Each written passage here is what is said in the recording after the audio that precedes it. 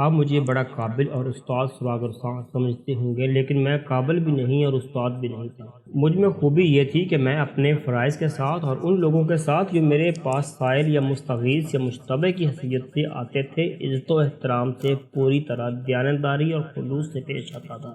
اگر آپ مجھے اب بھی قابل اور استاد سراغر سمجھتے ہیں تو میں آپ کو اپنی ایک احمقانہ تفتیش کی کہانی سناتا ہوں۔ میں واردات کی رپورٹ کرنے والوں اور گواہوں وغیرہ کی حماقتوں کے جال میں آ گیا تھا، اور اس جال میں مجھے اپنے خلوص، فرشناسی اور دیانتداری نے بھی پھنسایا تھا۔ وہ چھوٹا سا ایک قصبہ تھا جسے ارد گرد کے دیہات والے شہر کہتے تھے، کیونکہ اس میں پکی سڑک اور ریلوے لائن گزرتی تھی، اور یہاں ریلوے اسٹیشن بھی تھا، ورنہ آج کل کے معیار کے مطابق یہ ایک بڑا گاؤں تھا۔ ایک روز اس قصبے کا ایک آدمی تھانے میں آیا۔ اس کے ساتھ اس کا ایک بیٹا بھی تھا جس کی عمر 14-15 سال ہوگی۔ یہ آدمی مسلمان تھا۔ اس نے بتایا کہ اس کی جوان بیٹی لاپتہ ہے۔ میرے ذہن میں پہلا خیال یہ آیا کہ کسی کے ساتھ نکل گئی ہوگی، لیکن اس نے یہ کہہ کر مجھے حیران کر دیا کہ لڑکی شادی شدہ ہے اور اپنے خاوند کے گھر سے لاپتہ ہے۔ میں اسے کوئی گھریلو جھگڑا سمجھا اور یہ ارادہ کیا کہ رپورٹ درج نہیں کروں گا۔ اگر یہ دو گھروں کا جھگڑا ہوا تو ان کی صلح صفائی کرا دوں گا۔ میں اسے جھگڑا اس لیے سمجھ رہا تھا کہ لڑکی خاوند کے گھر سے لاپتہ ہوئی تھی، لیکن خاوند اس آدمی کے ساتھ نہیں آیا تھا۔ آپ کی بیٹی کا خاوند آپ کے ساتھ کیوں نہیں آیا؟ مجھے شک ہے کہ میری بیٹی کو اسی نے غائب کیا، اس نے جواب دیا۔ اس نے جو تفصیل سنائی وہ مختصراً یوں ہے کہ اس خاوند کی یہ دوسری بیوی تھی، اس کا نام مجھے یاد نہیں رہا، اب اسے حلیم کہہ لیں۔ اس نے 8-9 سال گزرے پہلے شادی کی تھی، لیکن اولاد نہ ہوئی۔ اولاد کی خاطر اس نے اس آدمی سے جو رپورٹ درج کرانے آیا تھا اس کی بیٹی کا رشتہ مانگا۔ لڑکی کے باپ نے رشتہ دینے کا وعدہ کر دیا۔ یہ مجھے بعد میں پتہ چلا کہ اس نے اپنی 18-19 سال کی عمر کی بیٹی کا رشتہ 32-33 سال کی عمر کے آدمی کو صرف اس لیے دے دیا کہ اس آدمی کے مالی حالات بڑے اچھے تھے، اور وہ جس مکان میں رہتا تھا وہ اس کا اپنا تھا۔ وہ اپنے ماں باپ سے الگ رہتا تھا۔ وہ حویلی بھی اس خاندان کی اپنی تھی۔ حلیم نے رشتہ لینے کی یہ شرط رکھی تھی کہ وہ پہلی بیوی کو طلاق نہیں دے گا اور اس کے حقوق پورے کرتا رہے گا۔ لڑکی کے ماں باپ اپنی بیٹی کا رشتہ حلیم کو نہیں بلکہ اس کی اچھی آمدنی اور مکان کو دے رہے تھے، اس لیے انہوں نے حلیم کی شرط منظور نہ کی اور کہا پہلے وہ پہلی بیوی کو طلاق دے، اور یہ شرط بھی رکھی کہ مکان لڑکی کے نام کر دے، اور یہ بھی کہ وہ 10,000 روپے حق مہر کے علاوہ 100 روپیہ ماہوار لڑکی کا خرچ لکھ کر دے۔ حلیم نے یہ شرط مان لی۔ اسے اولاد کے لیے دوسری بیوی کی ضرورت تھی، اور لڑکی بہت خوبصورت بھی تھی، وہ نوجوان بھی تھی۔ حلیم نے پہلی بیوی کو طلاق دے دی اور اس آدمی کی بیٹی کے ساتھ شادی کر لی۔ مکان بھی لڑکی کے نام کر دیا، 10,000 روپیہ حق مہر اور 100 روپیہ ماہوار خرچ بھی لکھ دیا۔ اس زمانے میں 10,000 روپیہ اور 100 روپیہ ماہوار بہت ہی زیادہ رقم تھی۔ 5-6 افراد کا کنبہ 1 روپیہ روزانہ میں بڑی اچھی روٹی کھا سکتا۔ 100 روپیہ ماہوار تنخواہ پانے والا آدمی امیر سمجھا جاتا تھا۔ باپ کی رپورٹ کے مطابق اس کی لڑکی نیک، سلیقہ شعار، بے زبان اور غلاموں کی طرح زندگی گزارنے والی تھی۔ اس نے اس شادی کو قبول کیا اور خاوند کی خدمت اور فرما برداری میں کوئی کسر نہ رہنے دی، مگر حلیم لڑکی کو میکے نہیں جانے دیتا تھا۔ شادی کو 1 سال پہلے ہوئی تھی۔ حلیم نے لڑکی کو 1 سال میں صرف 2 مرتبہ گھر آنے کی اجازت دی، اور وہ بھی 2 دن کے لیے۔ لڑکی کے ساتھ اس کا سلوک اچھا نہیں تھا۔ اس نے یہ اجازت دے رکھی تھی کہ لڑکی کے والدین اور بھائی وغیرہ اس کے گھر آ کر لڑکی سے مل سکتے ہیں اور جتنے دن چاہیں رہ سکتے ہیں۔ دونوں کے گھر اسی قصبے میں تھے اور کچھ دور دور تھے۔ حلیم کا یہ رویہ میرے لیے قابل فہم تھا۔ اس نے دراصل مکان کے عوض لڑکی خریدی تھی۔ لڑکی اب اس کی ملکیت تھی۔ ماں باپ نے لڑکی کی جو قیمت مانگی تھی وہ انہیں مل گئی تھی۔ لڑکی کے باپ نے بتایا 7-8 دن گزرے، اس کی بیوی یعنی حلیم کی ساس حلیم کے گھر اپنی بیٹی سے ملنے گئی۔ اسے حلیم اکیلا گھر ملا، لڑکی نہیں تھی۔ ماں نے اپنی بیٹی سے متعلق پوچھا تو حلیم نے بتایا کہ محلے میں کسی کے گھر گئی ہے۔ ماں انتظار کرتی رہی، اس کی بیٹی واپس نہ آئی۔ حلیم نے 3-4 بار کہا کہ وہ چلی جائے، اس کی بیٹی آئے گی تو اسے اس کے گھر میکے بھیج دے گا۔ ماں واپس آ گئی۔ دوسرے دن لڑکی کا چھوٹا بھائی اپنی بہن سے ملنے گیا۔ بہن گھر نہیں تھی۔ حلیم نے اس لڑکے کو بھی یہی بتایا کہ اس کی بہن محلے میں کسی کے گھر گئی ہے اور ذرا دیر سے آئے گی۔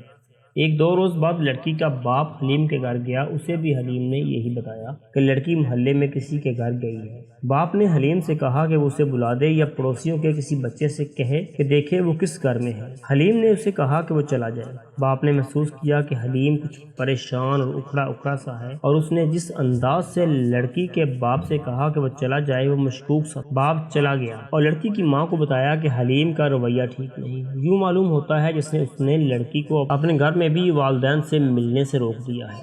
لڑکی شاید کمرے میں ہوتی ہے اور حلیم کہہ دیتا ہے کہ محلے میں کسی کے گھر گئی ہے۔ ماں طیش میں آ گئی۔ وہ شام کے بعد جب رات اندھیری ہو چکی تھی حلیم کے گھر چلی گئی، وہاں تالا لگا ہوا تھا۔ ماں پڑوسیوں کے ہاں گئی، وہاں عورتوں نے لڑکی کی ماں سے پوچھا کہ اس کی بیٹی میکے میں ہے۔ لڑکی نے بتایا کہ نہیں، وہ تو اسی سے ملنے آئی تھی لیکن تالا لگا ہوا ہے۔ اسے پڑوسیوں نے بتایا کہ وہ کئی دنوں سے نظر نہیں آ رہی اور سب سمجھتی ہیں کہ وہ اپنے گھر گئی ہے۔ ماں سمجھی کہ اس کی بیٹی حلیم کے والدین کے گھر گئی ہوگی۔ ماں وہاں گئی اور حلیم کی ماں سے اپنی بیٹی کے متعلق پوچھا۔ حلیم کی ماں اس پر ٹوٹ پڑی۔ تم نے اپنی بیٹی ہمیں دی تھی؟ حلیم کی ماں نے کہا، اس نے تو ہماری عزت خاک میں ملا دی ہے، اتنی اچھی بیوی کو طلاق دے دی۔ ہم حلیم سے کہہ کر تھک گئے کہ اپنا علاج معالجہ کراؤ، کسی پیر فقیر کی مریدی کرو، کسی خانقاہ پر جاؤ، ماتھا رگڑو۔ اللہ کے گھر میں دیر ہے اندھیر نہیں، لیکن وہ دوسری شادی کرنے پر تلا ہوا تھا، ہماری ایک نہ سنی۔ ادھر تم اپنی بیٹی دینے کو تیار بیٹھی تھی، مکان لکھوایا اور بیٹی دے دی۔ دونوں عورتوں میں تو میں ہوئی اور پتہ چلا کہ نہ حلیم ماں باپ کے گھر جاتا ہے اور نہ اس کی دوسری بیوی کبھی گئی ہے۔ اس سے حلیم کے خلاف لڑکی کے والدین کو شک ہوا کہ حلیم نے کسی وجہ سے لڑکی کو غائب کر دیا ہے۔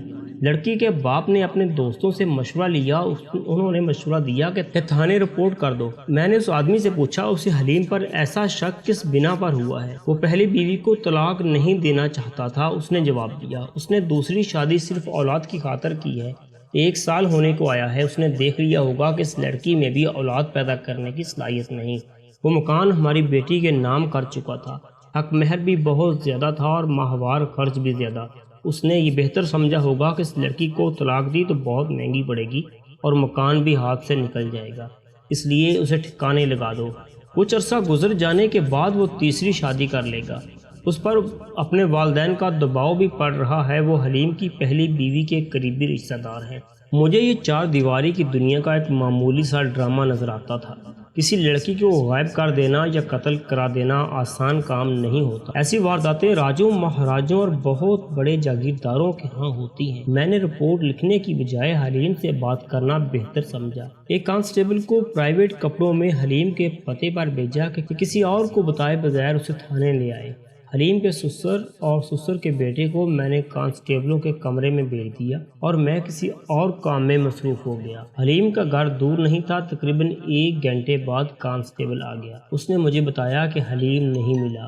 اس کانسٹیبل نے باریک کپڑے کی قمیض پہن رکھی تھی، ویسے ہی میری نظر اس کی جیب پر پڑی۔ 5 روپے کا ایک نوٹ باریک کپڑے میں سے جیب میں پڑا نظر آ رہا تھا۔ میں نے کانسٹیبل کی جیب سے یہ نوٹ نکال کر اپنے پاس رکھ لیا اور اسے کہا، جاؤ اور اسے ساتھ لے آؤ اور واپس آ کر مجھ سے یہ نوٹ لے لینا۔ میں نے اس کی بددیانتی پکڑ لی تھی۔ اس پر میں نے غصے کا اظہار نہ کیا، وہ کچھ کہے بغیر چلا گیا۔ 1 گھنٹے سے کم عرصے میں وہ حلیم کو ساتھ لے آیا۔ میں نے کانسٹیبل کے سامنے حلیم سے پوچھا وہ پہلے کیوں نہیں آیا تھا۔ اس نے جواب دیا وہ گھر نہیں تھا۔ میں نے 5 روپے کا نوٹ اس کی طرف بڑھا کر کہا، کیا تم پولیس کو دھوکہ دے سکتے ہو؟ کتنی بار 5 روپے دیتے رہتے؟ صرف 2 بار، تیسری بار ہتھ کڑیوں میں جکڑے یہاں آ جاتے۔ یہ لو اپنے 5 روپے۔ کانسٹیبل کا رنگ زرد ہو گیا۔ میں نے اسے گھورا اور وہاں سے چلے جانے کا اشارہ کیا۔ حلیم نے مجھ سے 5 کا نوٹ لے لیا۔ تمہاری دوسری بیوی کہاں ہے؟ میں نے اس سے اپنے دفتر میں بٹھا کر پوچھا۔ اس نے کا جواب صرف یہ تھا کہ اس کا رنگ بدل گیا، آنکھیں ٹھہر گئیں اور ہونٹ کھل کر کانپنے لگے۔ میرے حوصلہ دینے پر بھی اس کے منہ سے بات نہ نکلی۔ تم تھانے کیوں نہیں آئے تھے؟ میں نے پوچھا۔ کانسٹیبل کو 5 روپے دے کر کیوں یہ کہلوایا تھا کہ جاؤ کہہ دینا وہ گھر نہیں ہے۔ اس کی حالت اور زیادہ بگڑ گئی۔ میں نے کہا، کہہ دو محلے میں کسی کسی کے گھر گئی ہوئی ہے۔ وہ چپ رہا۔ اس نے کانسٹیبل کو 5 روپے کا نوٹ جو دیا تھا وہ اس کی گرفتاری کا وارنٹ تھا۔ اس کا مطلب یہ تھا کہ وہ پولیس کو ٹالنے کی کوشش کر رہا ہے جو بلا وجہ نہیں ہو سکتی۔ اس زمانے میں کانسٹیبل یا عدالت کے ہر کارے کو ٹالنے کے لیے عام لوگ 8 آنے اور امیر لوگ 1 روپیہ دیا کرتے تھے۔ 5 روپے سے یہ ثابت ہوتا تھا کہ اس کا جرم معمولی نہیں ہے، اور اگر جرم معمولی ہے تو یہ بہت زیادہ گھبرا گیا ہے۔ ایک رات حوالات کے اندر گزارو، میں نے کہا، کل صبح تک میرا خیال ہے کہ تم بولنے کے قابل ہو جاؤ گے۔ وہ اس طرح بدکا کہ اس کی نظریں مجھ پر جم گئیں جیسے کسی نے بجلی کے ننگے تار اس کے جسم سے لگا دیے ہوں۔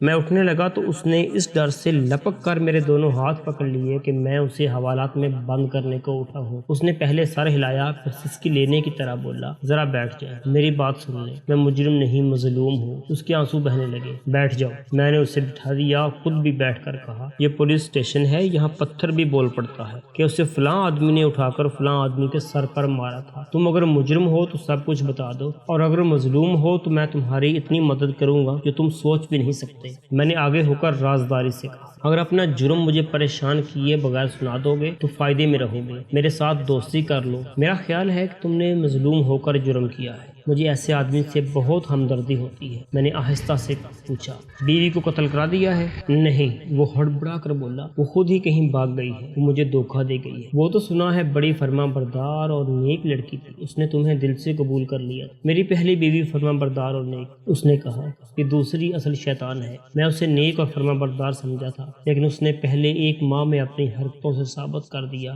کہ اسے میرے گھر اور میری ذات سے کوئی دلچسپی نہیں۔ میں نے مکان اس کے نام کر دیا تھا، پھر اسے روپیہ پیسہ دیتا رہتا کہ خوش رہے، اسے بڑے قیمتی کپڑے دیتا رہا، مگر اس کا رویہ میرے خلاف رہا اور دن بدن بگڑتا رہا۔ میں نے اس پر ذرا سختی شروع کر دی اور اسے اس کے ماں باپ کے گھر جانے سے روک دیا۔ میرا خیال تھا کہ اس کی ماں اچھی نیت کی عورت نہیں، وہ اسے غلط سبق دیتی ہوگی، مگر لڑکی کا رویہ بگڑا رہا۔ 3 ماہ بعد اس نے مجھے یہ الفاظ کہہ دیے، میں نے آپ کو دل سے قبول نہیں کیا، میں نے اپنے ماں باپ کا حکم مانا ہے۔ وہ تو یہ بھی کہتی تھی کہ میں آپ کو اولاد نہیں دے سکتی۔ میں نے اس کی ماں سے بھی اور باپ سے بھی کہا کہ وہ اپنی بیٹی کو سمجھائے، ورنہ مکان کی رجسٹری اپنے نام کرا لوں گا۔